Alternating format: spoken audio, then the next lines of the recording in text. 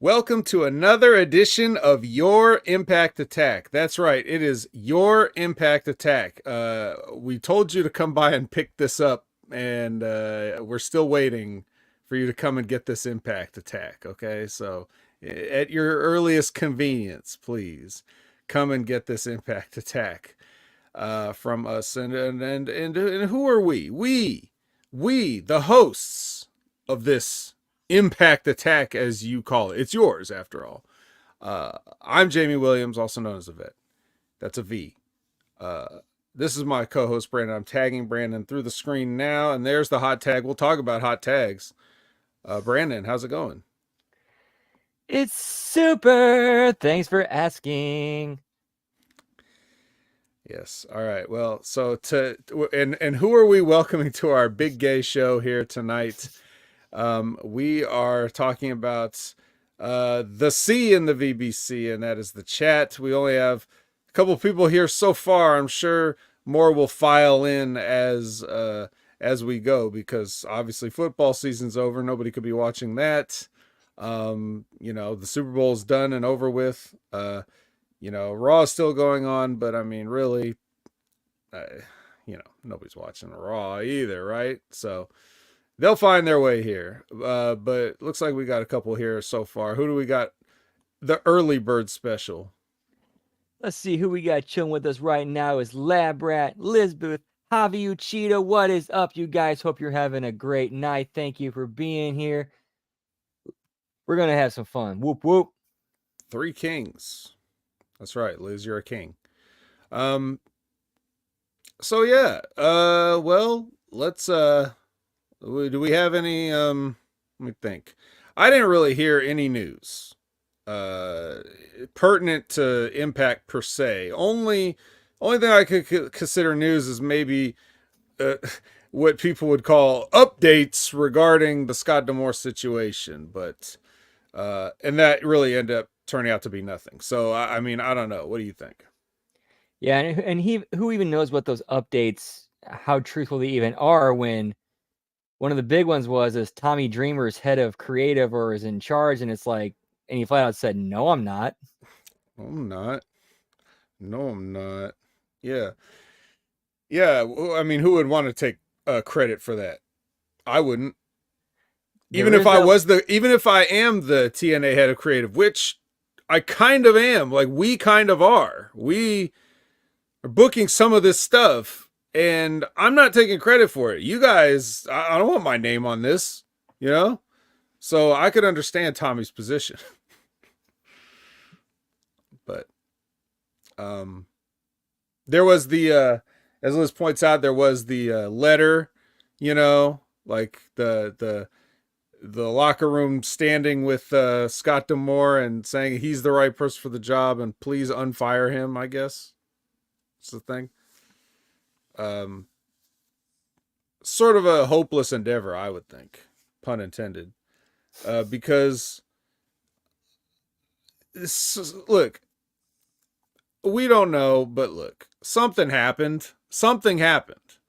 And the reasons that they keep giving for why this might have happened, which again, like you pointed out, Brandon, nobody knows for sure. It's like, it sounds like wild speculation, right? So here's one of the things that has sort of come out as in like Scott D'Amore trying to buy the company. That was one of the, you heard that one, right? Like he was trying to buy TNA and he knew that he was getting let go. So he tried to buy it, right? Okay. Yeah. Okay. So we're gonna fire you. We're also gonna sell the company to you. How much sense does that make? Right. Now there's a precedent for this, because apparently, from what people have said, Scott D'Amore tried to buy TNA before. You didn't hear about this. You have a puzzled look on your face. So never heard that one. I heard Jim Cornette tell a story about when Dutch Mantel called him, and said that they were like letting a bunch of people go. And one of them being Scott D'Amore. And he's like, okay. And he's like, so we got rid of everybody except for me and I forget who the other person was, he said, and Vince Russo and Jim Cornette said, well, I quit. And then, but he ended up, that is after he did end up coming to work there. So they worked there together at that time. And then I guess it came out that Scott, tried to buy the company at some point. That would have had to have been in 09 when everything went down with Jeff and Karen. Yes. So, so yeah, they said, so then Scott D'Amore came back to work there. And the way Jim Cornette told the story, he said to Dutch, hey, I thought you said they fired this guy because he tried to buy TNA. And Dutch Mantel said, yeah, well, he promised he wouldn't do that anymore. The wrestling business, folks. Yeah. So whatever. So apparently, Scott D'Amore and his family are into stuff like, I don't know what it is, some other businesses, construction businesses, something else that him and his family have, that could potentially explain, what do you mean you would buy the company, right? Like, how would you be able to afford that, right? Yeah, it sounds like he's got a lot of other irons in the fire besides just wrestling. Right. So I don't know any of this. I'm just reporting secondhand, right? And third hand and fourth hand. But the funny thing about that is you also have this thing of like people saying that he was fired for trying to increase the budget or trying to get Anthem to increase the budget, right? Right, and that kind of raises my eyebrows because, like, how is that a fireable offense? Especially if you're considering the other possibility. Okay, so you're either trying to get the budget, you're trying to get Anthem to spend money on the product, or you're trying to buy the product. It can't be both. If you wanted if Scott D'Amore has enough money to buy TNA or to even start to put together a deal, and he has budget concerns, then why don't you fucking make up the difference in the budget out of your own pocket and pay for stuff that you want on the show? If you can afford to buy the whole thing, can't you afford like a little bit more production then? Like, can't you just come out of your own pocket for it and write that off as a business expense? So that's where those two ideas don't line up. And it all seems to center around money, no matter who's talking about the reasons why. And for some reason in my gut, it's telling me it's none of those things. It doesn't have to do with money. It's probably something completely different, but I don't know what that is. So I don't know. Javi said, now several TNA talents have posted hourglass emojis on their X, possibly alluding to an exodus from the company. Yeah, you could threaten a walkout. I mean, sure. But they could be doing this again, maybe not understanding the reasons why Anthem wanted to part ways with him. So I don't know. Yeah, I mean, again, who knows what the real story is? All I know is it ain't what the dirt sheets are reporting. No. I don't believe that for 1 second. Nope. And we're not going to report anything to you for 1 second because we don't know either. And we'll be happy to tell you up front that we don't know. This is all speculation. We don't know. Nope. We don't care either. Oh, I don't care. I really don't care. You can have Tommy Dreamer running creative. You can have Tommy Dreamer denying running creative. You can have Scott D'Amore. You can fire Scott D'Amore. All I know is my job, our job, is to talk about the show that they hand to us each week, and that's what we talk about. And it doesn't seem to matter who's in charge of what or running what or spending on what. I feel like we get the same. It's it's like missionary position every single night. Yeah. So call it whatever you want, but just give us Moose. At least this week we got a main event Moose. So that's, no complaints there. It just took an entirely different set of tapings to get there. So Oh, spoiler alert for the this week's Punching Up Impact. I happened to cut time from everybody's match except Moose's. Ain't that a coincidence? Oh, that's smart, very smart. I think wise, intelligent decision. Um, that everybody, should take notes. So yeah, so we'll get to the Punching Up Impact after the Impact. What else? What else could we talk about? What else has been going on? What else is hot in the streets these days? Not a lot of updates on the Vince McMahon scandal. I mean, there was some new stuff that came out about the Ashley Massaro situation with apparently Stephanie knowing about it and kind of being callous about it. Mm. Then again, that's just another domino falling in that story that I'm sure there are a ton of dominoes that still have yet to fall. Mm-hmm. Well, there's a lot of dirty hands in that company, no matter what era you're talking about or what specific instances or things like that. So no surprises there, but it's going to be it's going to be something. I just saw something too about some law. What did I see? Hold on, let me get this exactly right because I don't want to mess this up. Let's see, I had a thing here. I was looking at the headlines trying to see if there's anything we're talking about at all.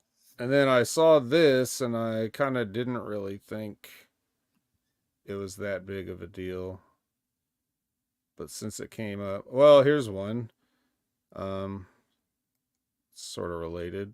Set tab that in a different. This headline says law firm launches website to help victims of Vince McMahon or anyone from WWE UFC. Chicago-based law firm. Let's see what it says. Okay. Pintas and Mullins, reaching out to anyone who was, quote, sexually assaulted, made to feel uncomfortable, or witnessed sexual abuse by Vince McMahon or anyone from WWE, UFC. So, they're going on to say, who wrote this? Ross Berman? Okay, Ross Berman goes on to say, the inclusion of UFC underlines why TKO Group Holdings listed McMahon as a liability, as the MMA promotion has not been named in Janelle Grant's lawsuit outside of describing Brock Lesnar as a former UFC champion. Okay. Yeah, that whole thing about TKO listing Vince McMahon as a liability during that earnings call, that's something that's kind of been swept under the rug. Well, it's forgotten because nobody knew what it meant at that time. But like, I mean, dude, the more people talk about this, just the more stuff they just get wrong or leave out. Like, I don't know why people are interested in talking about this if they don't know what they're talking about. I mean, you could apply that sentence I just said to almost anywhere in the world, but I'm especially just talking about this right here. You're conveniently leaving out a lot of information, or you're just not paying attention, or you just forgot. Some people don't even remember that this shit was already like back in 2022. They were talking about this. The only difference is we didn't have a name, so right, like the NDAs were public knowledge before the Endeavor purchase even happened. Right. So people are saying like Vince Russo's theory about like Ari Emanuel coming in to just get rid of Vince McMahon. It's like, Vince McMahon didn't have to sell the company to him. You realize that, right? Like, he could have sold it to anyone he chose to or anybody that would have bought it. But there's just so much. He does kind of fill that hole when he says that Vince could have just went out his way to sell it out of spite to Triple H and Stephanie for voting to not have him come back to the board. Yeah, but how coincidental is it that you would? But you're also talking about there's a conspiracy of these people, like these specific people that are in charge of Endeavor, to oust Vince McMahon. So how could they oust him if he didn't sell him the company? Is it just a lucky coincidence that he picked ousters to sell to? You see what I'm saying? I mean, again, like they talk about on the show, like him and Ari Emanuel been friends for 20 years.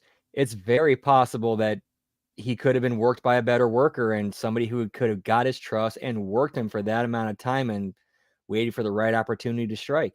I mean, remember this, if you you listen to what Ben says about Ari, it's way possible he could have been sitting on this for that long. Yeah, he could have, but how? You don't need to. People are also framing, like, if you're going with that theory, you're framing this as a hit job. That means that you had to set this up, which means that Janelle Grant was like a pawn in a scheme to do this. Well, you don't need to do that if you've bought the company. You don't need any permission to get rid of Vince McMahon. You could just do it. That could be in the paperwork. I mean, you don't need a reason. You just be like, well, time for you to go. Tough breaks. Hit the bricks. You don't have to go to this elaborate scheme of setting up this poor, confused old man. Like, that's how people are painting the picture who are trying to say this conspiracy theory. Well, and when it comes to that, I would lean to what Stevie said, where it was a lie hop, where it's like the pieces just happen to fall in their lap and go, okay, here's the pieces that we have, here's the cards that were dealt, we're gonna play them this way. Well, it has to be. It has to be that. But I think it's even more involved than that. But the point is, no matter what anybody's said, they always leave out a bunch of stuff, and they seem to be quite ignorant of a bunch of stuff too, or they forget. The other thing was, who is this guy? This is Lee Cole, brother of former WWE ring boy Tom Cole, who took his own life in February 2021. The interviewee is called Sean, and he's a 23-year military veteran and former policeman. So this is the first time he's discussing what happened to him as a ring boy in WWE. So that is the Wrestling with the Devil, a Lee Cole 111 podcast on YouTube. That's like already happened. So you can go check that out if you're interested. I'm sure there will be many people writing wrestling recap articles about the things that were said in that podcast. So, although I will say this whole Vince McMahon scandal allegations, one thing that needs to be paid attention to is there are going to be leeches who are going to try to take advantage of this and try to get money for themselves, even though nothing happened to them. And we need to be discerning of them and the real victims if and when they appear. yeah, that's why. Well, I never fail to be disappointed by the community at large. So, and no matter whether it's about a wrestling match or serious allegations and things going on that's real life. But as unpleasant as all that is, we also have to talk about this episode of TNA Impact. So brace yourselves, people. But before I get into it, anything else that we want to talk about, cover? Do you want to complain about The Rock's sleeveless $500 shirt? Or climate change, pal? Yeah. So, all right. Well, so we did have a question from Chris Winland last week, and in all of our excitement, we plumb forgot to answer it. So, what he asked us was, essentially, what he asked was, what are our favorite spots in the ring, and then like, what's the worst like bump or whatever thing that we ever had. So it's like a best and a worst thing. Do you want to go first, or should I? You go ahead and go first. I'm still trying to think. Okay. Favorite spot? I had a couple. Um, there was a few. It wasn't like nothing like oh, I love this spot where we did this move or things like that. It was just more funny memories of stuff coming up with ideas, things to do. Just like oh, so the gimmick I had, I had things I never got to do. Um, but like so I was in a tag team called the Army of Two, so it was sort of military themed, right? But my idea wasn't that we were, you know, soldiers or anything like that. We were more like delusional pro wrestlers that took everything to a militant extreme, so that's why we use terminology and dress and everything like that. But it wasn't a case of like, it's not like a Burt Macklin or anything. It was more just like this is just how we, expressed ourselves. And I had ideas that were so crazy that I never got to do it. I thought about using like, like doing a spot where I would take like how they have those army surplus stores and they sell you like the dead grenades, so that you can have like a little grenade. And I thought about doing a spot where I throw one of those in to clear everybody out of the ring, like instead of a double down, but as a way to like break the break the action up, or to have my partner throw me a repelling line and pull me to the corner so I could tag. And of course these things would be like, the referee would be like, hey, you can't do that, right? So I didn't get to do any of those things. But not like anybody vetoed them. They were just ideas that I never had a chance to work in.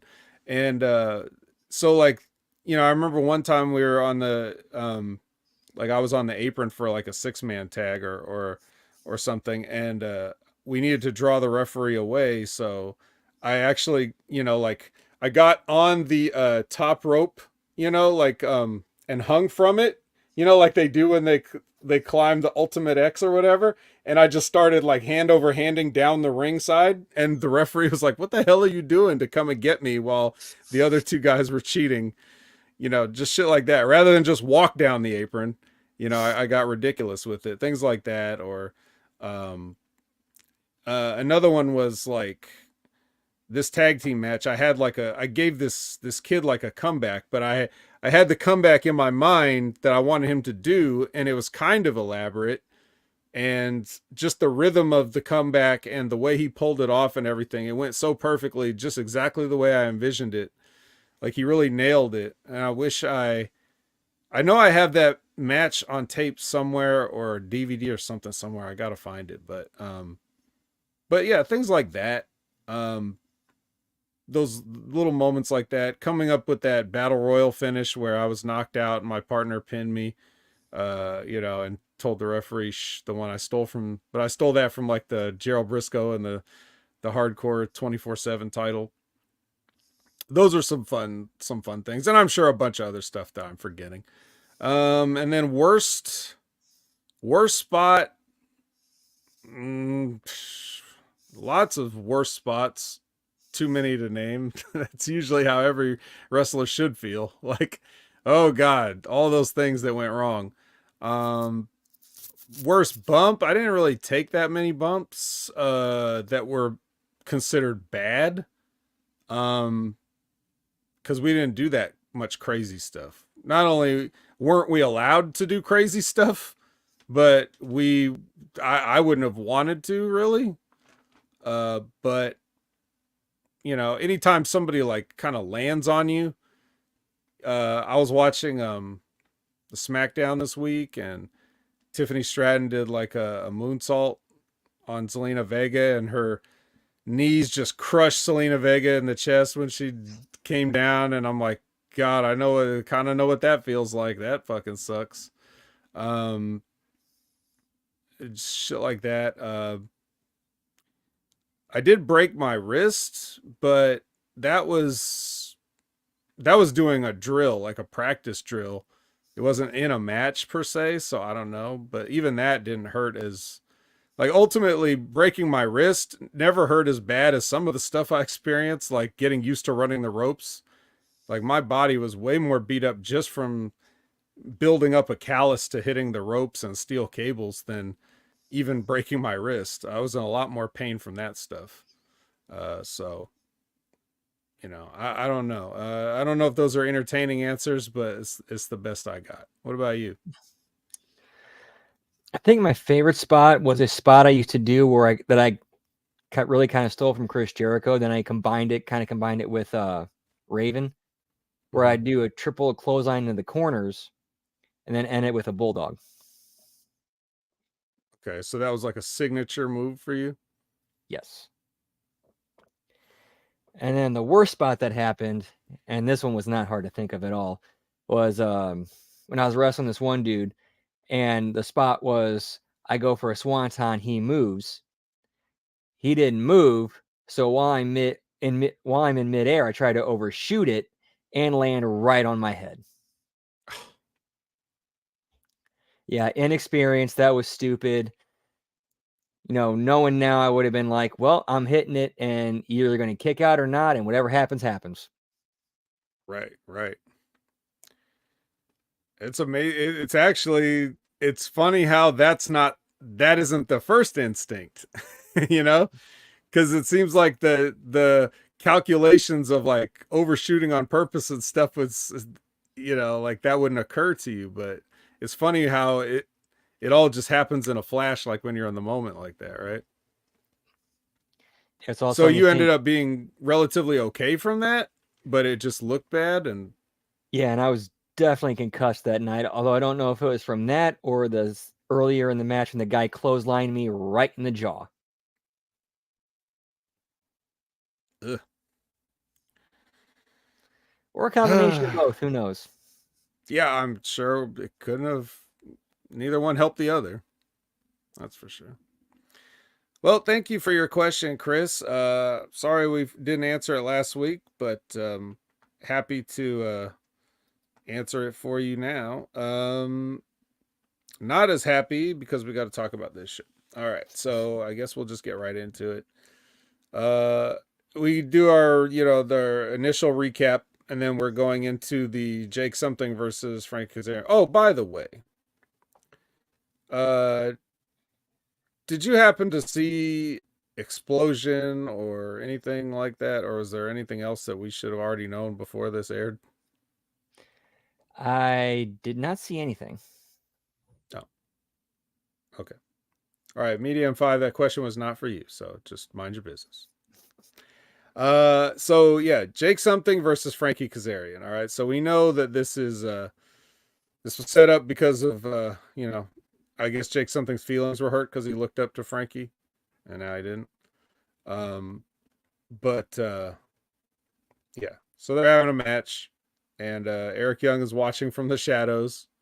Right, so you see Eric Young, and he's at the curtain, and he's watching this match, and I assume that like me, if Eric Young is a old, a bald, white guy like me, I'm not Canadian, but then I'm sure he's just waiting for this match to be over. But so he's doing that, and then they do the thing where Kazarian uh rolls him up and stacks him up and grabs the ropes.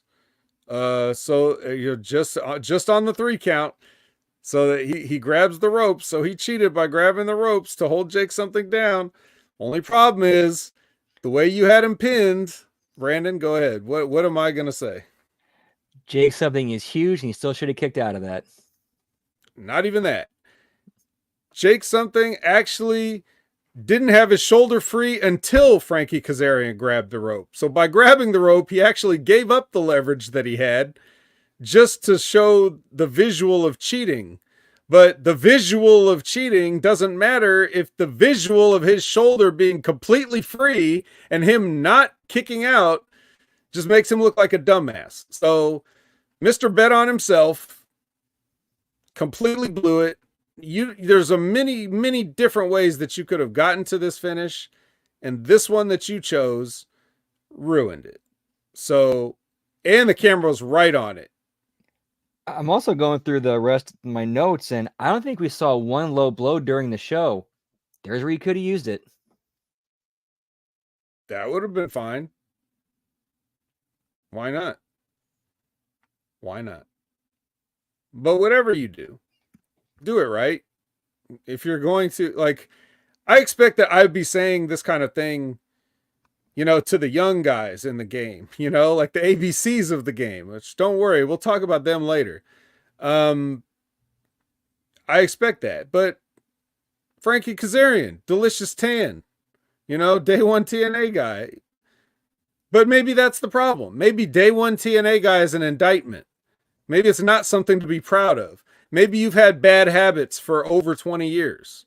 Maybe that.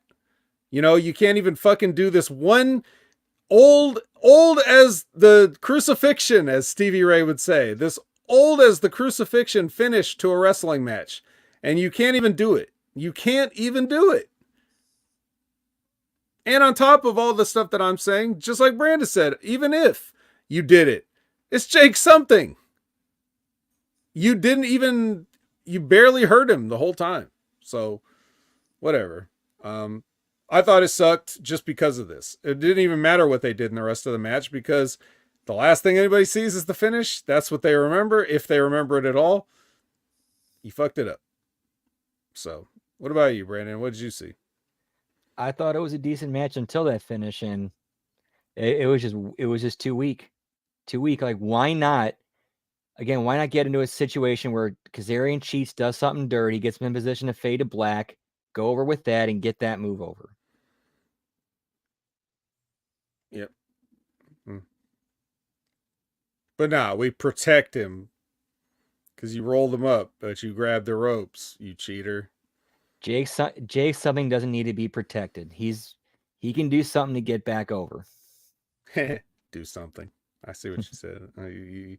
You turned the wordplay there. It's pretty good. All right. So that sort of ends that, and then we get Eric Young, right?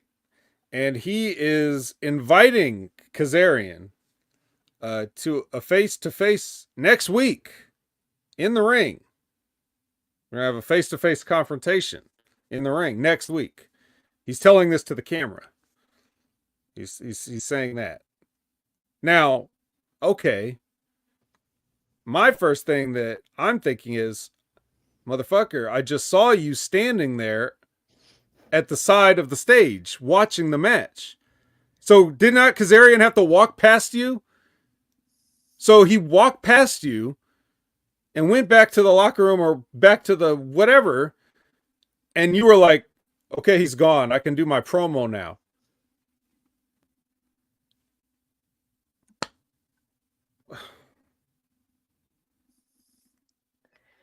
They got to have somebody on staff to tie up those little loose ends, like just somebody who goes over the script and the format and just ties up those little loose ends.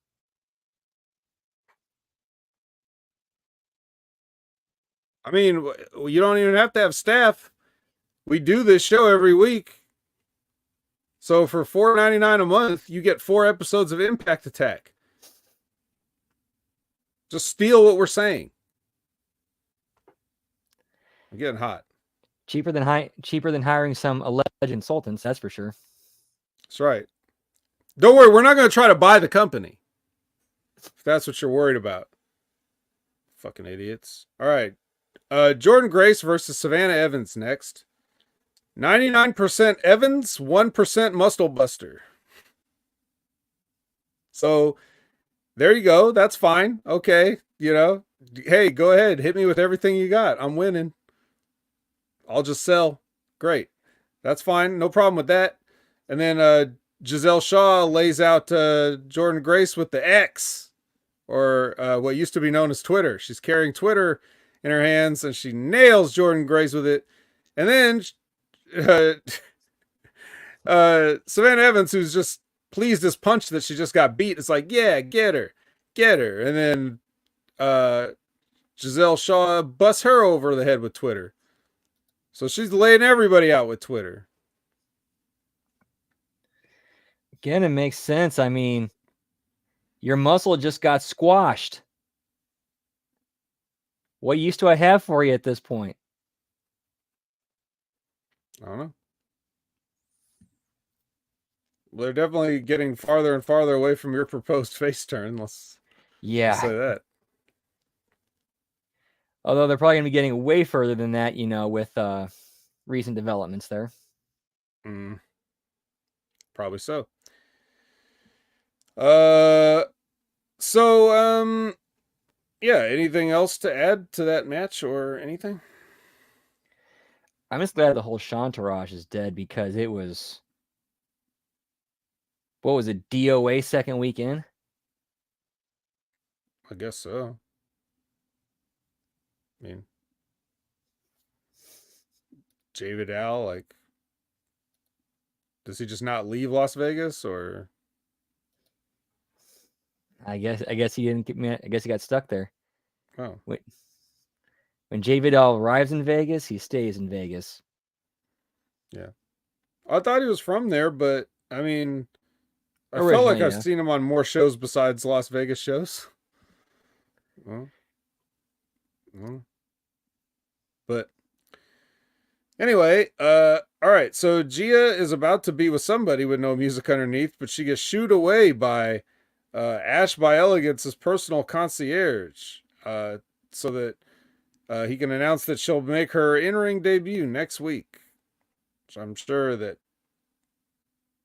we're all just can't wait to see this amazingness.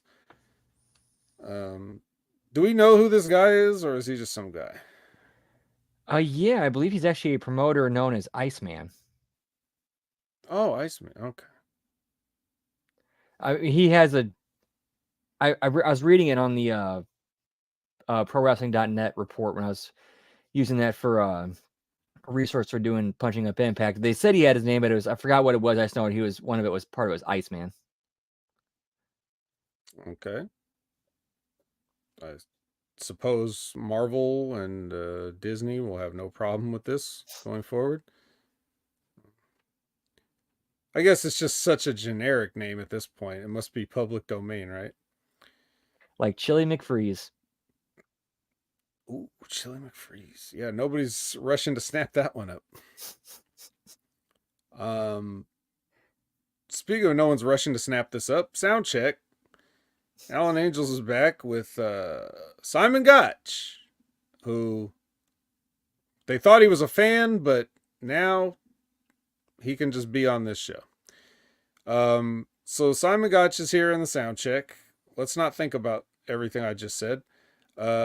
And he tells the story of how he was, when Josh got his big contract, when Scott D'Amore made the big show of signing Josh Alexander to a Impact contract. Who was the other guy in the ring? Well, it was me. I was that guy. I pushed you to your limits, and I did all this stuff. So, I got no problem with this. That, like, as far as his part of it, I actually liked him in this. But it's funny because he's deadly serious, and he's doing a good job with his, with his intensity and his, it sounds believable. There's nothing far-fetched about what they're doing yet, other than you introduce this thing as like a sort of like a comedy joke, like I'm inept, I don't know what I'm doing type deal. So now we have a clash of tones here. But again, that part, whatever. Then Josh Alexander, sorry. Maybe they would have had some very clear tension between Gotch and Angels. That could have made that dichotomy work a little bit better. Could have. I don't really know if they know what I know they don't know what they're doing in general. I don't know if they know what they want to do with this bit, this sound check bit. I don't know. It's only the second one, so I don't really know. But so Josh Alexander storms in like in the middle of this.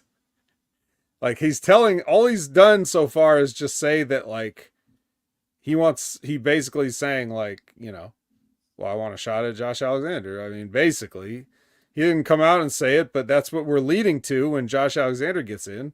I don't remember him saying anything disparaging about Josh Alexander or his family, other than he just wanted an opportunity since Josh got the opportunity, and now he wants an opportunity or whatever he wants.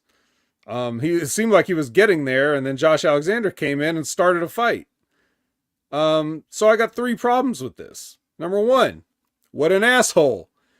Like, you just come in and start a fight with this guy. I know he jumped you, right? But still, then he's acting like he needs to explain himself. Like, number 2, how did he know that they're filming this?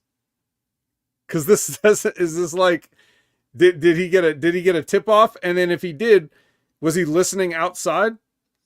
Was he listening outside the door, like cupping his ear, like, huh? He's talking about me. Well, I'm gonna go in there and start a fight.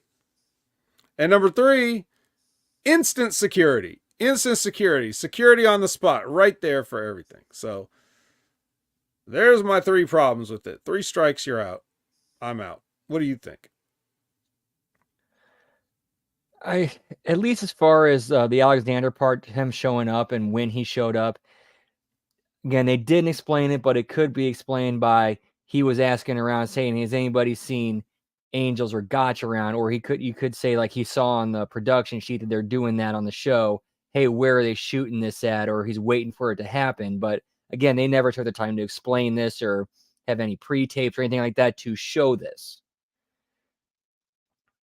And yeah, that's one of the problems they've always had, is the timing of having guards or talent or referee separate some of it. Like, as soon as it happens, they're right there on the scene. It's like that would never happen in real life. Nope. But somebody else could be getting almost killed in the ring and no one's around. It just depends on what they need. You can set a guy on fire and have him dump battery acid down his throat and no guards will show up. But as soon as somebody shows up and throws the first punch, they're right there. Yep. On Alan Angels' closed talk show set. I know security's always surrounding that because that's a hotbed of activity. Yeah, just all right. Well, I was hoping we get a little bit of a change of pace. And then we get, because we're getting match 2 out of 3 of ABC versus GYV here. So I'm like, okay, maybe I can just see a nice tag team match, play it, and get my mind off all the trash that's been put in front of me so far. And they're telling a story. The story is, Ace Austin's arm is hurt. He's got the tape on it, so he's clearly hurt. They even make a show of Chris Bay starting the match and Zach Gibson saying, we want Ace Austin in this match, because he's hurt already. And Chris Bay's like, no. And then Ace Austin's like, I'm good. And he's like, no. So they start wrestling. They have their match. And the match is like whatever, for a while. It's fine. And then, they get the heat spot with they actually, when Austin does get in, they kind of trap his arm and start a heat on the arm and start doing that. Right. So I'm like, okay, all right. I'm kind of with you guys now. And then, until, Ace makes his own comeback. Right. And then he like Drake has a hammerlock on him, trying to corral him with a hammerlock, and he picks up Drake with the hammerlock and slams him before making the hot tag. So, like I said, he made his own comeback on these guys, slammed the guy in the ring, and then tagged. So, what's left for Chris Bay to do? Nothing. And at this point, they completely lost the match. This was insane after this. And I don't mean insane like they started doing a bunch of moves. I mean, it's insane how these guys with their levels of experience could flounder so badly in the ring for this period of time. It was like they didn't know what I was completely checked out of this. And at at a point, Ace got tagged back in and made a one-armed comeback. So the guy that's had the heat on his arm the whole match makes another comeback. He makes an official comeback. The other one didn't count as a comeback because he was in the ring the whole time. He just bowed up and started kicking everybody's ass, right? And then now he gets the official comeback after another tag. Um, and then he rolls up Drake and hits a neck bridge pin thing to win. This fucking sucked. This was embarrassing. Both these teams should be embarrassed for doing this. I thought highly of you. I regret ever speaking highly of any of you. This is garbage. This is absolute garbage. I hated this. I was in a mood, but that was during the match, like about the halfway point. I got in a mood. I was in a fine mood before this. So, F. Grade of F. What about you, Brandon? Yeah, I'm with you on that. I thought it was like some of the initial structure they had was fine and worked well, but then once it just fell apart. And I think it's because they were given way too much time, and it's like, shit, what do we do to fill this time? So I thought they told like a decent story the first few minutes, but then it went off the rails. If they would have just had it where you have Chris Bay getting the shine, he tags an ace, they get some double teams, it looks like he's fine. Dirty cutoff, work heat on the arm, hot tag, and then Bay and Ace win it by the skin of their teeth. Yeah, we didn't get any of that. And the other thing about your point about having time, extra time, too much time, not enough time, whatever, this shouldn't be an issue. This is a taped show. No. This ain't live TV. If they have the match if they lay out a match and go with it and it's too long, they can edit it out. They can cut around it. You shouldn't have to worry about hitting cues because you're fucking taping this. It's a taping. So if it's too long, okay, edit around it. If it's too short, pad it with some extra, promo packages or just run the vignette again or whatever. It's just like you can extend or shorten the length of the show because you got a 2-hour show, but you're taping like an entire month's worth of content in 2 days. So have whatever match you want, Fuck. God, I was mad at that. I was like, Grizzly Young Veterans, like, really? You let this happen? Like, you know better than this. This had to have been ABC's idea.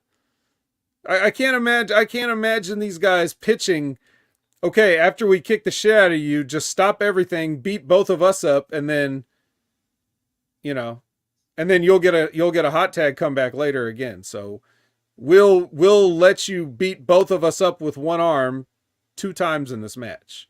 I don't see GYV pitching that.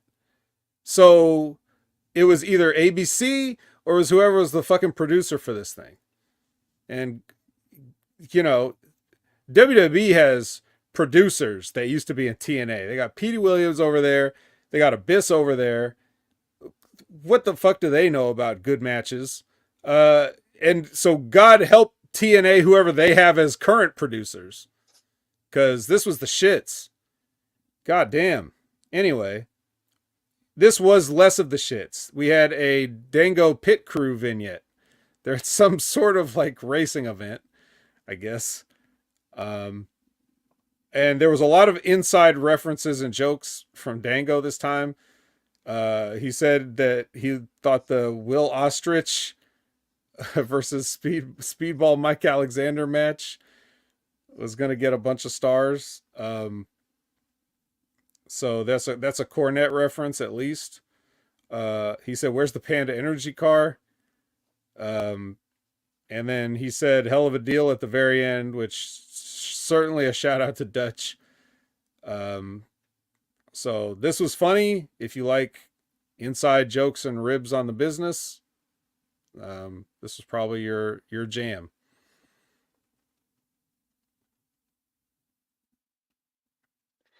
No, I liked it. I just wish he'd do a little bit more stuff that people would get. I mean, there's a way you can interweave the insider jokes in with the stuff that people would get in a way that they would get it. It's just, I don't think they're not doing that here. Like you and I would listen to that and get that and find it funny, but to a broader audience, not really. And that's what we're trying to do, is build an audience. Yeah. Well, no audience was ever going to be built with this vignette, no matter what they said. So I'll just take the stuff that we like and enjoy that. A la carte. Rhino walks. Speaking of food references, Rhino walks, and then we get the Ollie campaign video. It's fine. I like the Ollie campaign video. It's the most interesting he's ever been. Like I said before, I will echo that sentiment again. You like the Ollie vignette? I agree with you. It's the most interesting he's ever been. Okay. And then following this, the Good Hands would like to pledge their support to the campaign, and they've got a little campaign team there. Chris Sabin rolls through literally with his little rolling case, and he punches a volunteer that bumped into him. So again, what a heel! This guy had glasses for, like, come on. It's Goldberg 98. It's Goldberg 98, and this is the only kind of guy that Goldberg could beat up. Some nerd with glasses, because Goldberg's never won a real fight in his life. So maybe that's an inside rib too. Who knows? But yeah, like, this was, I mean, whatever about the whole campaign thing. Whatever is my comment, but I just would say, like, Chris Sabin is a little dickish punching a non-wrestler. That's what I No, think. 100% heel move. Yeah. Even if you got a civilian guy that's acting like a dick, if you take it in the context of trained athlete versus civilian, it's at the very least quite rude to punch an untrained guy. Now, if the civilian threw the first punch, well, then yeah, game on. Mm-hmm. Yeah. No, I bumped into him because he was texting. So. Okay. Any other notes on that? Nah, not really, not at all. All right. Well, maybe you could punch it up later. All right. Rhino versus Crazy Steve. Got any thoughts on that? I didn't fucking watch this. You show me Rhino and Crazy Steve, I'm like, yep, I'm doing something else. I'm looking at the phone.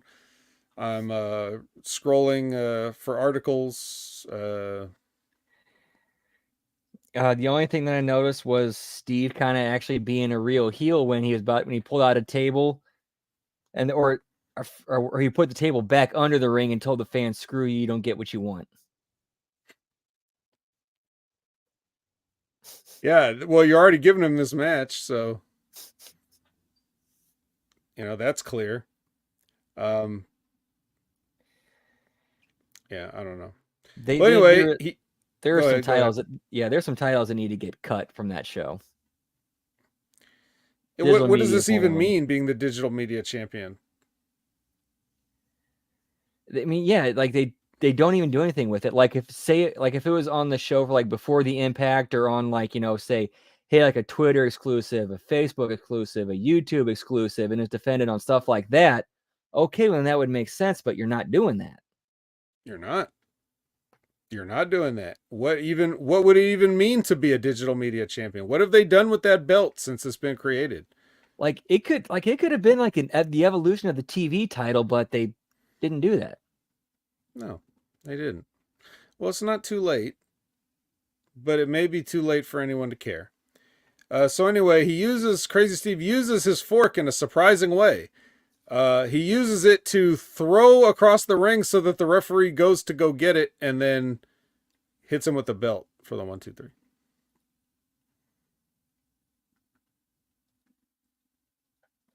Yay. And then what business did this really accomplish other than, I mean, yeah, it helps get Steve over as a heel, digital media champion, but like, what other business did this accomplish? None business.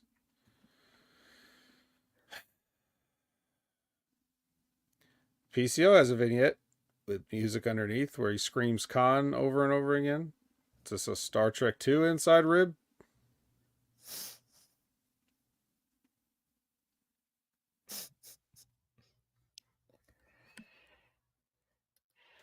Okay, Diener versus Joe Hendry. I mean, God. Diener versus Joe Hendry or, here. Or maybe he's making his pitch that he wants to go to AEW. Oh, okay. Now, see, I'm seeing it now. Okay, Diener versus Joe Hendry.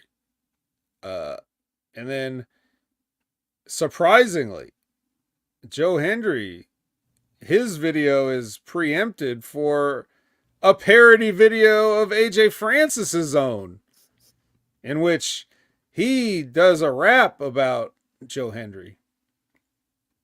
In the style of the way Joe Hendry would write a song about somebody else.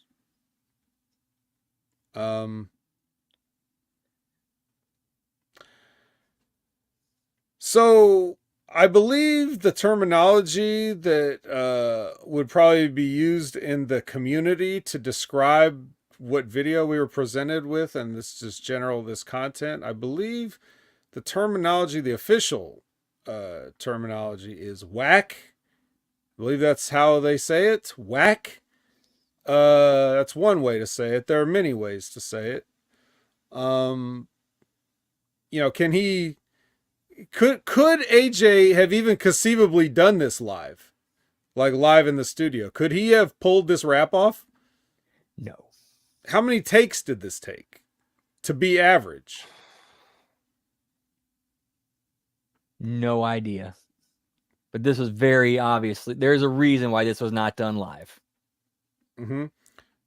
But he's TNA Francis. I mean, come on. Like, who are we to? He had an NFL career. Who are we to? So while this whole thing is going on, Diener just has to sit there because that's the match and he came out first. So he's waiting for Joe Hendry to come down here. And we talked about this when they did this with Kenny King, where everybody just sits around and watches all this play out like with their thumbs up their asses. So Labrat says AJ is also on MLW now. Oh, I think there's some terminology for MLW too. It's called whack. So anyway, Diener's just sitting there, but then Joe Hendry says, you know, it would be crazy if I had a contingency video planned for just this sort of occasion.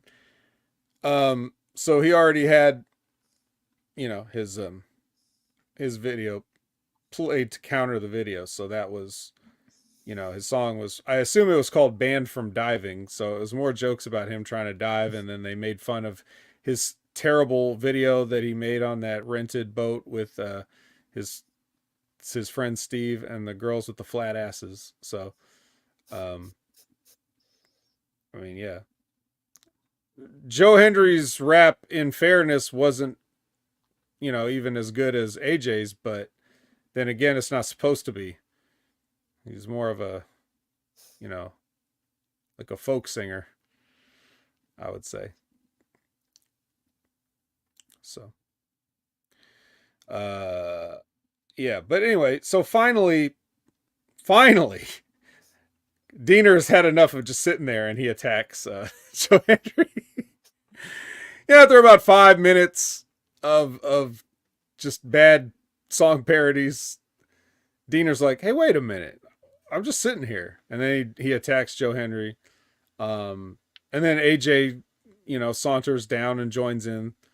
And then Rich Swann makes a save. And AJ's like, it's not about you. He doesn't want to fight Rich Swann. So he just leaves Rich Swann. And there you go. So, but your thoughts? I mean, I'll admit I laughed at the Joe Hendry video. But other than that, yeah. I thought AJ Francis maybe had one or two good lines, but other than that, it was like. But at the same time, at least he's a good sport about the whole flop dollar thing. I guess. I mean, he doesn't have much of a choice to be a good sport about it. He did it. But Well, you that's heard the the thing. well, Go you ahead. heard the story about how that was how like Michael Cole making fun of him was supposed to lead to a match between the two of them, and they were like both all in on it. Yes, which is a terrible idea anyway. Look, I heard the whole story. I heard his entire appearance on Keeping It 100, or at least whatever they put on their weekly shows, because I'm not subscribing to their Patreon. Sorry. But uh, you know, I listen to this and I try to give people the benefit of the doubt when they have their chance, you know, to be somewhat, for me to gauge sort of their personality off the screen somewhat. You know, I mean, you could always show up on a podcast or whatever and still sort of be playing up some character or whatever. I mean, we had our truth, you know, apparently in character recently. And so, you know, like on Busted Open or whatever. So I know that there's people that, you know, you can do that, but I'm just like, Javi said, I skipped through his interview.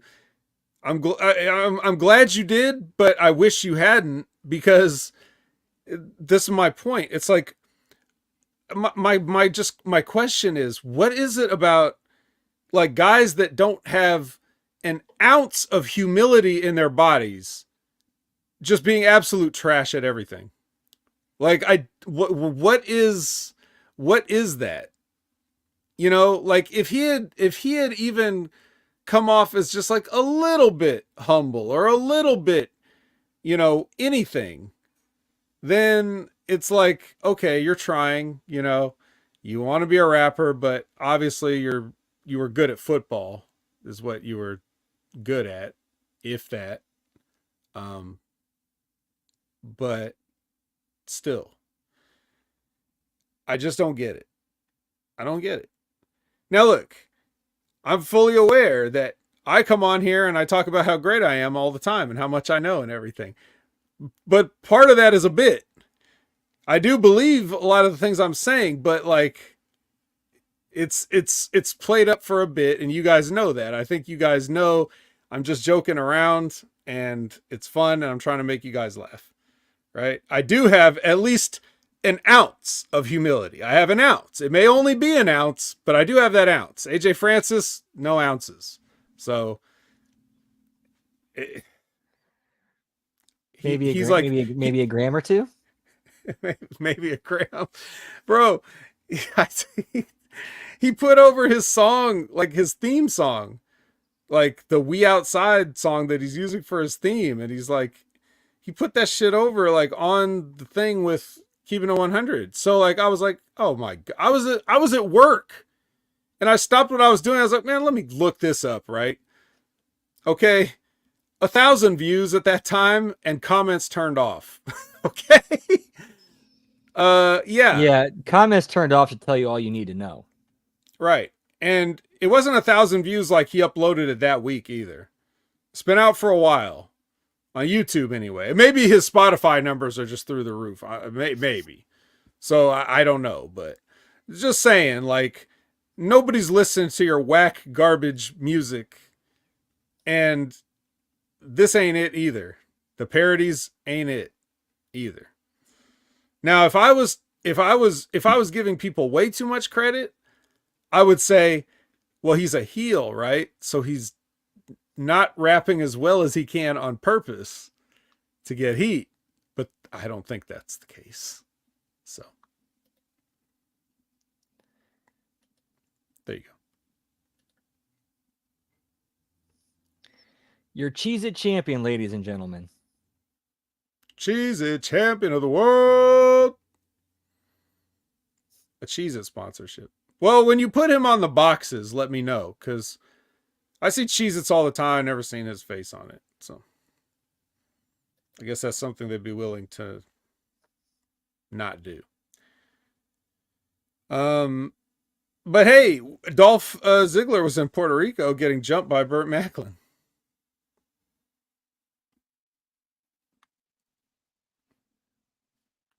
Whoop whoop. Hell of a segue. Yeah, just yeah. look at our guy Nick Nemeth over in World Wrestling Council. Oh, I can't believe Macklin followed him all the way there just to hit him with wrestling moves. Oh, it's crazy. It's fucking. Oh man. Yeah. How So much you then want we to bet? got How much you want to bet Macklin was on that same card too? maybe. They didn't make it seem like it though. I mean, I find it really hard to believe, or at least he was wrestling on some show down there, because I find it really hard to believe that somebody would travel down there just to do a run in on one match. Yeah, this But then TNA again, budget it's wrestling. obviously a concern. This budget's such a concern, and we got to fire people if they want money to send Steve Macklin to Puerto Rico. So this new army is with Gia, no music underneath, and they're interrupted by Seven Ball, and Trent challenges Bert to a match next week. Are you excited for next week? Super excited. Oh, okay. Killer Kelly versus Danny Luna. Were you excited for this? Oh man, I was jumping out of my seat. Oh. I hope you didn't land on your neck.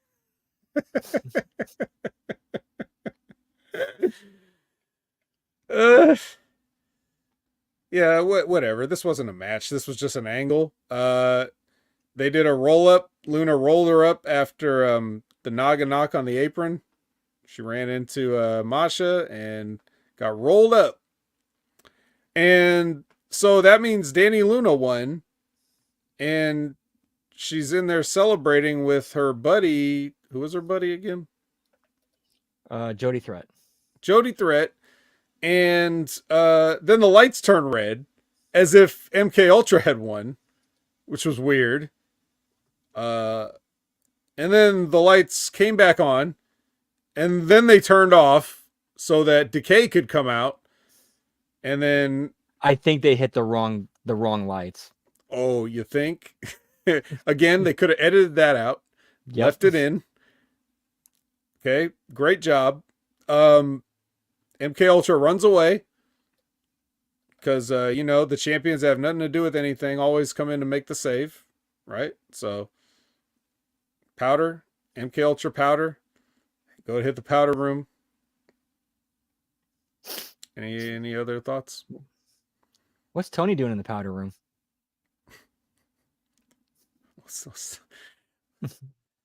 You mean timeless Tony, or?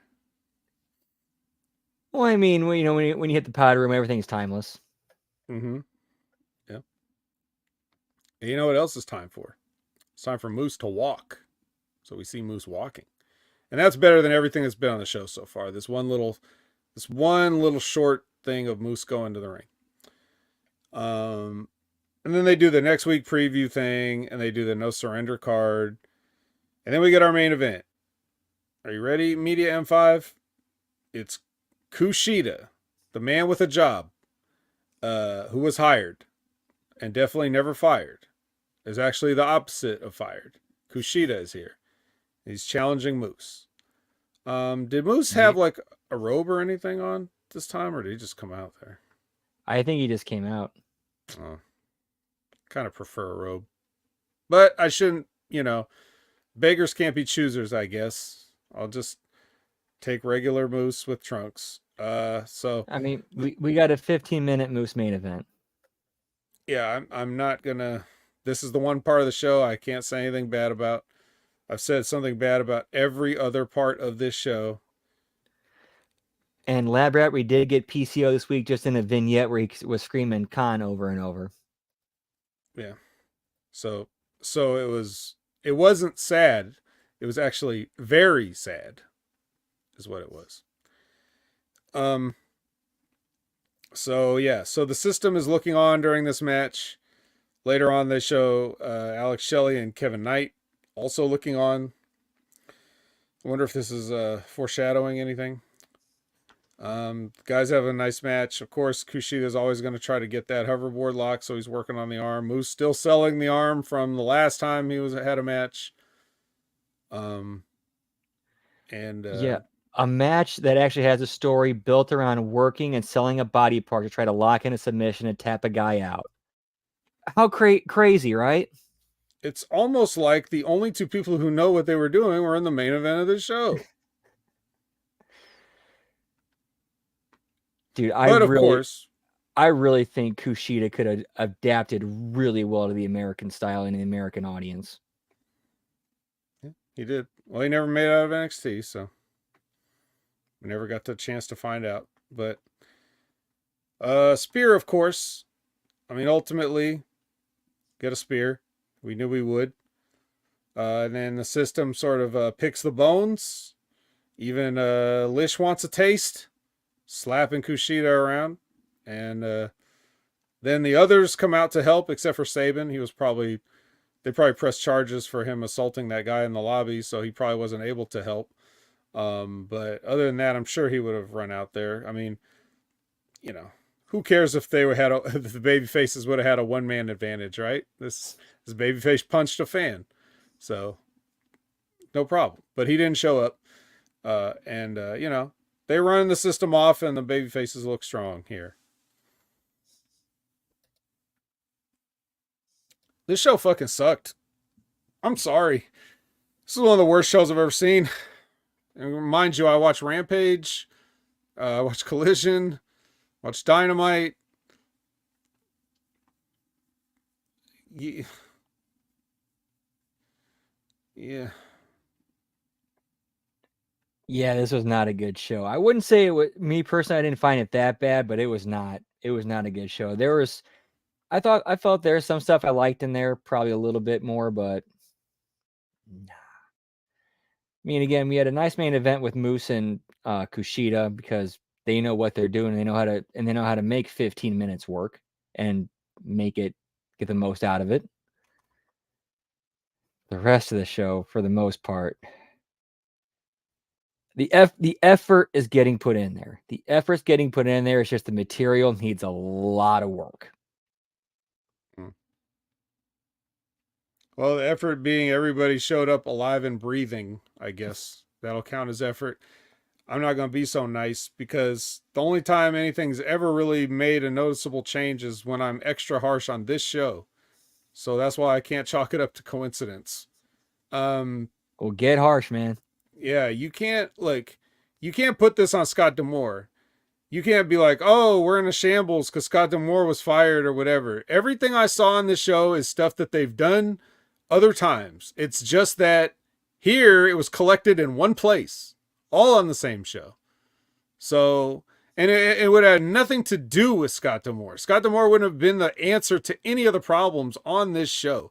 He wouldn't have been the one to agent that fucking match that Grizzly Young Veterans and ABC had. He wouldn't have been the one to write the lyrics to AJ Francis's rap. He wouldn't have been the one to maybe he would have been the one to book Crazy Steve and Rhino. Maybe that. But whatever. You can't put it on him. So don't use him as an excuse. You have to look at the details, the tiny details of what you're doing and make sense of why. Look at how you're putting this thing together. You have Eric Young out there watching Kazarian's match, but then you don't have a confrontation when he comes through the curtain. What's the point? You have Frankie Kazarian cheat to win, but the cheating makes it easier for the babyface to kick out. So you miss up those little details. Everything on this show was wrong except for the main event. So you got a lot of work to do, but it's not going to be done because at least next week is already taped. And you know how we know that? Because they had the next week preview. Last week, they didn't have the next week preview because they didn't know what they'd be doing this week. So there you go. But yeah, this blew, and I'm not in a good mood about it. I'm in a fine mood about everything else, though. And I think that I have faith that Brandon can punch it up. So I'm going to sit back and relax and try to enjoy that a little more than I enjoyed this trash show from TNA Wrestling. Trademark.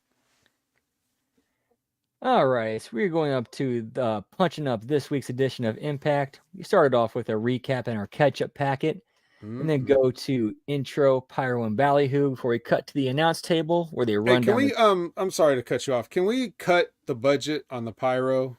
Like, I don't want anybody else to get fired. Like, we don't want to ask for too much. No pyro for the intro. No ballyhoo even. Ballyhoo should be free. There's no ballyhoo. It's just start the damn show already. You know what? Why waste time with a recap? That costs money to pay somebody to edit that footage together. You'll just have to have watched last week. We're just going in cold. All right. And then we cut to the announce table where they run down the card for the night and discuss the events that happened last week. Then we Oh, by open the with way, do we need two announcers? Or can we get a Joey Styles thing going and just have one of these guys? I'm just trying to get the budget down. Why do we even need one announcer? We got AI technology. Get that. Okay. And I think it would be cheap to program the AI to be Tom Hannafin. And I don't think anyone would notice. All right, go ahead. Dude, speaking of AI, somebody put together an AI of Jim Ross singing My Way by Limp Bizkit. It was fucking hysterical. Gotta love it. All right, so we have our first match, Jake Something versus Frankie Kazarian. Jake Something music and entrance, Frankie Kazarian music and entrance. We get a condensed version of the original match with a much different finish that doesn't make both guys look like shit. And then during the match, we cut to shots of Time Machine and Knight and the System arriving at the building. And then you go backstage with Gia and the System. Gia catches the System walking backstage and she asks them what their plan is for tonight. And Moose tells her that she'll find out what their plan is for the evening like everyone else. And with Myers and Edwards adding their own comments. Before we go to our first commercial break, we come back with the Eric Young vignette where we don't see him in Gorilla. We assume that he's not at the building. We assume that he sent this in to be played. So that way we explain why they don't touch. And I lost where I was at. And then we go backstage with Gia and Time Machine and Kevin Knight. Gia tells Time Machine and Knight that the System is up to something.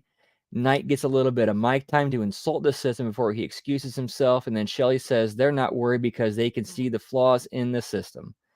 Then we go to our second match, Jordan Grace versus Savannah Evans. Evans music and entrance with Shaw, Grace music and entrance, and then the match and the post-match goes just like it does on the show because, again, this act is dead in the water, so we're killing it here, and we're going to keep following through with that. And then we go to the vignette of Dango, Prudius, and Bravo, same one as on the show. Then we go to backstage and we find with Kevin Knight, and we find a member of the production team, and he finds Kevin Knight laid out and he calls for help. Then we go to our second commercial break. Come back with the vignette by Ash by Elegance. Instead of the backstage interview, we do a vignette that hypes the debut for next week. And then backstage, Time Machine and Kevin Knight. The trainer is checking Knight out while Time Machine looks on, and the trainer says that Knight has a concussion and he cannot clear him to participate at No Surrender. Match number 3, ABC versus Grizzled Young Vets. Grizzled Young Vets music and entrance, ABC music and entrance, and a condensed version of what we got on the show to kind of clear up the things that we had talked about earlier.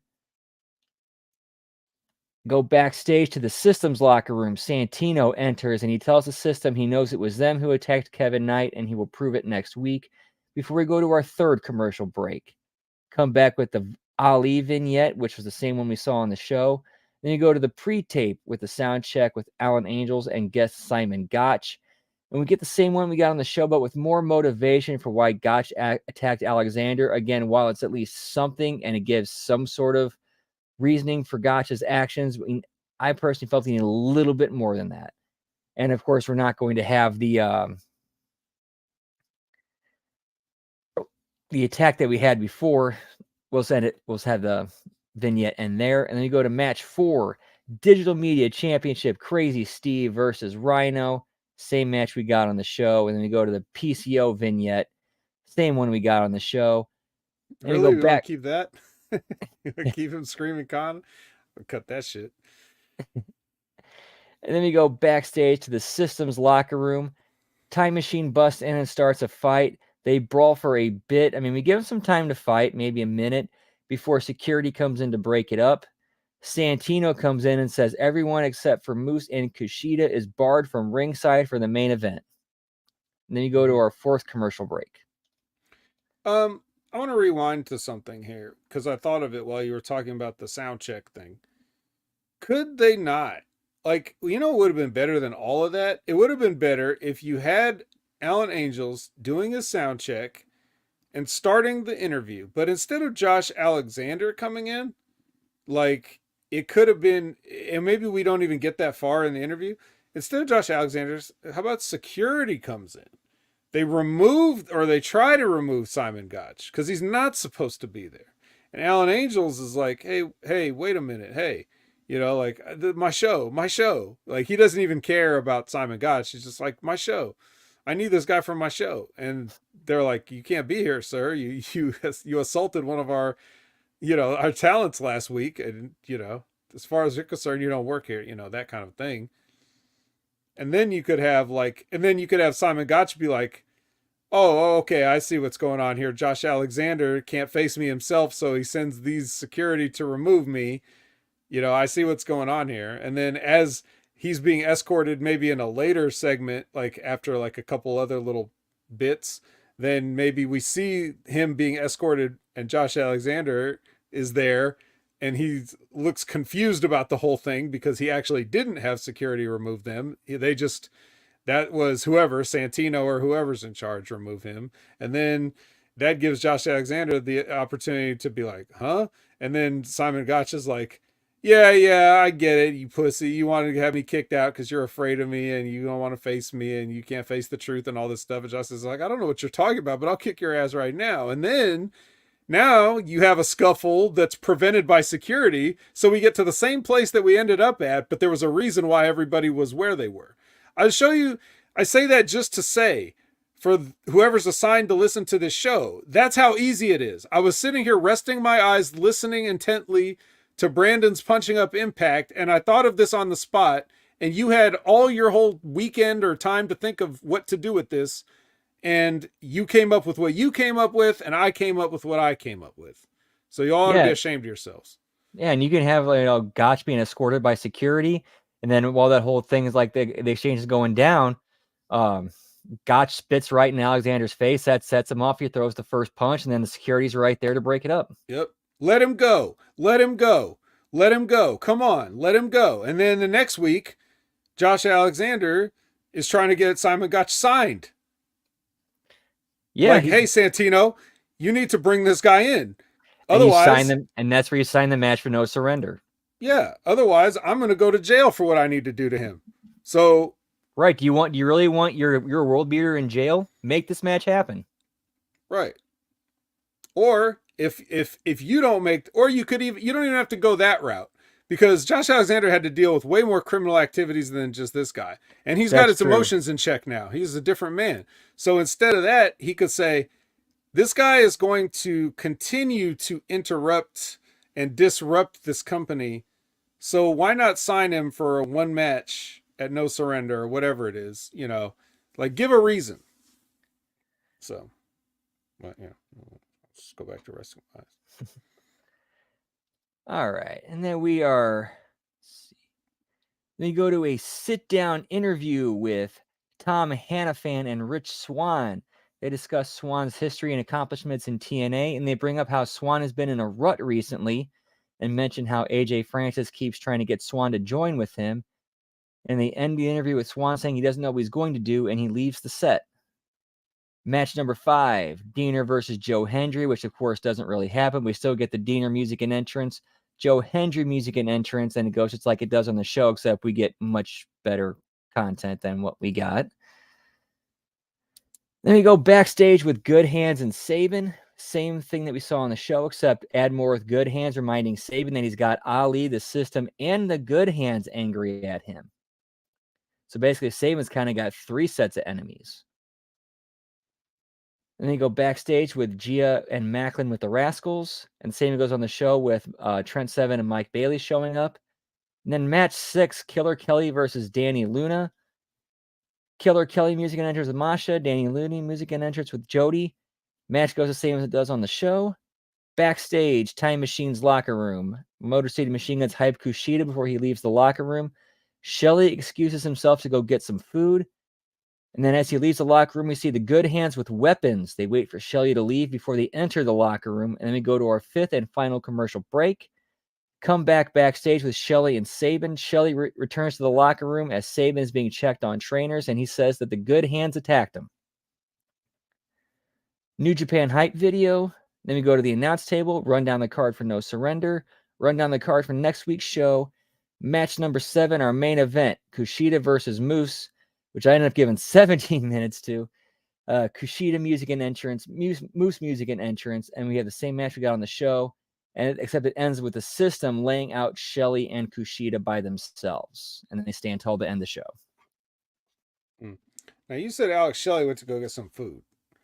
Yes. So now what would happen here is we would show him going to the area and all the food is gone. And Fat Egg's there.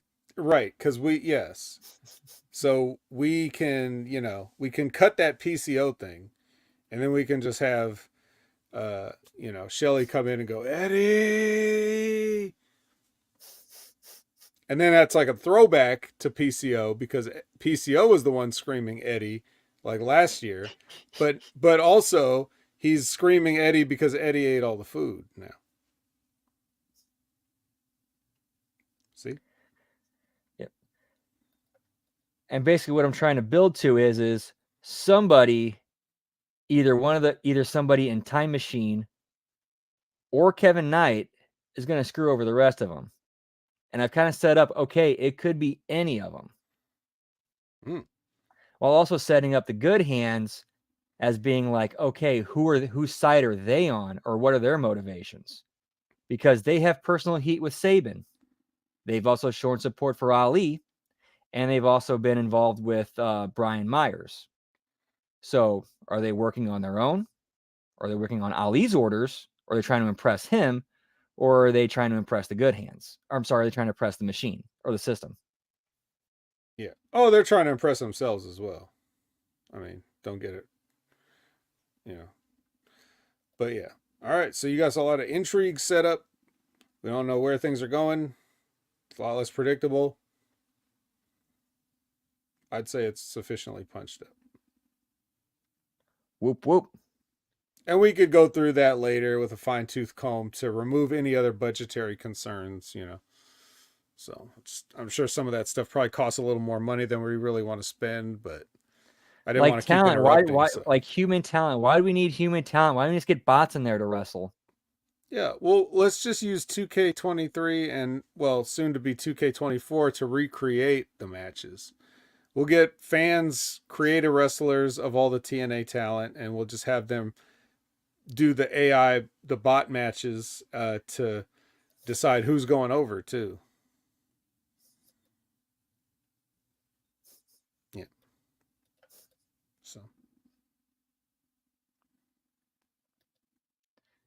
So yeah, that is your Punching Up Impact for this week. All right. Well then, I guess if we're punching up, then that means we're winding down. So punching up and punching out. That's right. Zip it up and zip it out. So let's send the people home. We appreciate you. You've been a lovely audience. But it's time for you to go. You don't have to go home, but you have to get the hell out of here. And before you go, though, we'll let you know where we're going to be in the future, so that if you want to have any other future interactions between now and next week, you'll know where to find us. So Brandon, where can they find you? As usual, everybody can find me on Twitter, or as the kids call it this day, the X, at Transarchus Tia. I'm also on Substack at HMG Brandon. And Twitch is currently on hiatus until I get the equipment to start streaming again. But if you want to follow me there, it's twitch.tv/Miss Tia the Transarchist. All right. And so we've got we've got all that to look forward to. Looking forward to that rebranding because, we need some of these games out there for the people to see. I can't play all the games. But thank you for stopping in and watching me play an old ass game. That was something. Oh man. The old days of cone boobs. Cone boobs, baby. I thought it was a Madonna video. Turned out to be Tomb Raider for the PlayStation 1. So why didn't they cast Madonna for Lara Croft? That just seems so natural. She tried to be British too, remember? You could have done the whole shot it like the video game, and Madonna's like, I got the perfect costume for that. Man. I don't know. Well, Lara Croft doesn't have a mole, so sorry, nothing we can do. Maybe next time. We'll call you. Speaking of that, all social media platforms, Twitter or X, you got to be careful. So I don't want Giselle to hit you with this, but you can still find me at Opinion Haver on all of these things. To be fair, the one she carried was red. This one's like white and black. It's white and black. Well, I don't want there to be any confusion, like someone could have spray painted it. I don't know.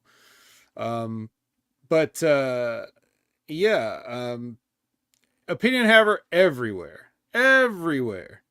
You know what I did? I actually was sitting there and then somebody somewhere mentioned Rumble, or maybe I saw like a little Rumble ad or something. I was like, oh yeah, that's a thing. That's where all those less desirable people go to hang out. So I went over to Rumble and signed up so I could be Opinion Haver on Rumble. And then I promptly shut that down and I'll never be on there again. But now, there won't be any right-wing lunatics that are calling themselves Opinion Haver on there.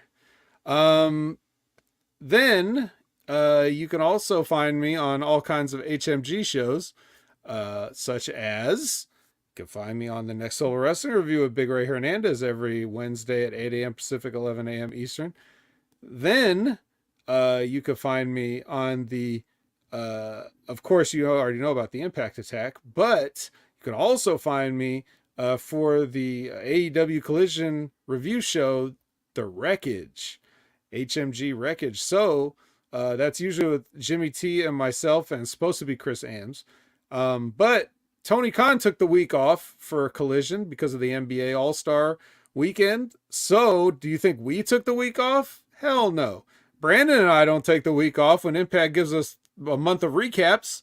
We gave you a show every week, did we not? So I think it was like 3 months of recaps? I felt like it. It felt like a year of recaps. The point is definitely ever since Bound for Glory. The point is, a whole wrestling promotion can take a week off. That doesn't mean that we're going to take a week off.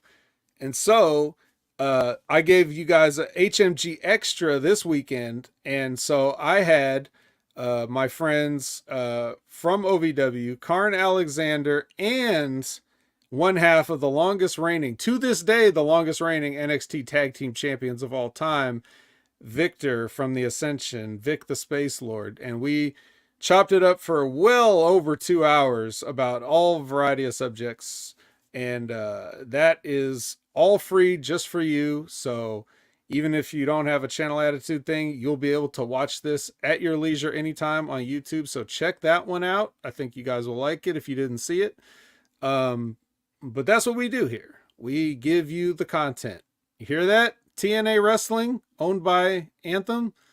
We give the content. So, that being said, if you want to find other contents that's not HMG related, how about Wrestling with Herb Rogers, for example? I mean, we're coming off a string of great interviews, and the most recent ones were 2 weeks ago. You had One Man Gang, just chopping it up with Rip and Vaughn, and then this week you had Danny Cage from the Monster Factory on to hang out with Rip and Vaughn. So just a bunch of can't miss stuff Of course, they've isolated the whole Rico interview and put that up recently. So you can check that out if you didn't already listen to the full episode. Plenty of stuff on Wrestling with Rick Rogers for you guys to check out, so you gotta check it out. And Stevie Richards, he's working around a lot of copyright stuff for YouTube, so he's got to do a lot of chopping and editing, more chopping and editing than TNA probably does, actually, to get his video down into bite-sized form, just so it can actually be up on the channel without getting pulled down. But if you go to his Patreon, he's got those full videos for you to watch. So consider checking out Stevie Richards' Patreon. But if not, he's still putting out plenty of content, still doing fitness equipment reviews on his fitness channel. He's still got his Big Fitness podcast with Big Mike Barons.